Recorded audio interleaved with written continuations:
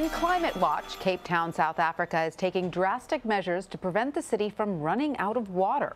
On Tuesday, the government declared the crisis a national disaster. Water levels behind dams dropped to dangerous lows after a 3-year drought. City officials say they may be forced to shut off water taps on June 4th. Sisa Ntshona is the CEO of South Africa Tourism and joins us now. Sisa, thanks for being with us. So first, how did Cape Town get here? And has the city's growing population contributed to this situation? Yeah, good evening, Tanya. I think the drought that we experience in Cape Town is part of a global climate change issue. So certainly Cape Town is not the only isolated city, globally that is facing these droughts. You look at the likes of Los Angeles, Sao Paulo, and even some of the global cities in that space. However, we are starting to set, the new norm as to how people, especially tourists, respond around water crisis issues. Absolutely. And in your view, did government mismanagement play a role in the crisis reaching this point? No, it's a global climate change issue. Essentially, for the last 5 years, the seasonal rains have just not been coming through. And as a result, the water levels in the dams have been steadily coming down.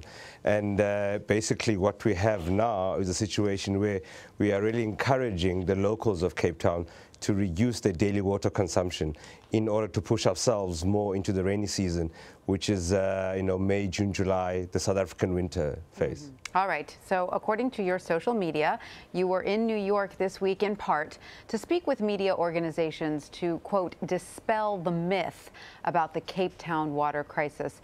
What is the myth you are referring to? Well, I mean, it is some of the images that are shown around the world, that there is pandemonium, that essentially day zero is becoming Armageddon, that there's no water. There is definitely water available. However, what we are doing is that we want to promote people to still come to Cape Town, to still come to do tourism in Cape Town, however, to be acutely aware of the water shortages that are there and to start to, kind of conform to some of the issues that you find about water restrictions. And again, I say this is that it's not unique to Cape Town. This is a global phenomenon.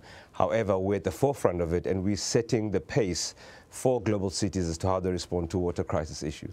And yet June 4th is being called day zero, the first time a major modern city could run out of water. Do you really want a bunch of extra people, a bunch of tourists coming to Cape Town around this time? Absolutely. I mean, it will be not good for us to actually tell people not to come to Cape Town. Let me just put day zero into context. Day zero is essentially saying that we have a finite amount of water left. Right? And if we continue consuming water at the current rate that we're at, we'll get to day zero. And day zero is actually when the trigger point, when the reservoirs hit the 13% mark, then basically we'll start to look at different ways in terms of how we look around water.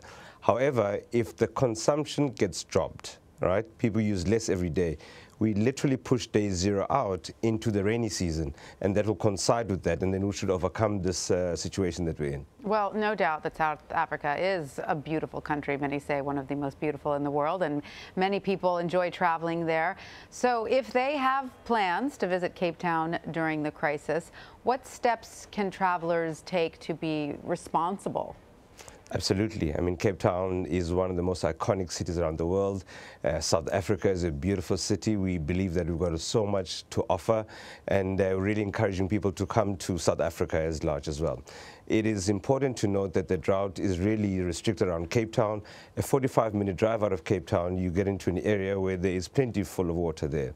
Second part is to say, come to Cape Town, come enjoy the scenery. However, just adhere to some of the water restrictions that are there. There's plenty of water for people to take care of the hygienic issues. There's plenty of water to take care of drinking and everything else. But just to be aware in terms of how future going forward, not only in South Africa, but around the world, as to how tourists would behave around the water usage. Absolutely important information. Sisa Ntshona, thank you so much for talking with us today. Thank you, Tanya.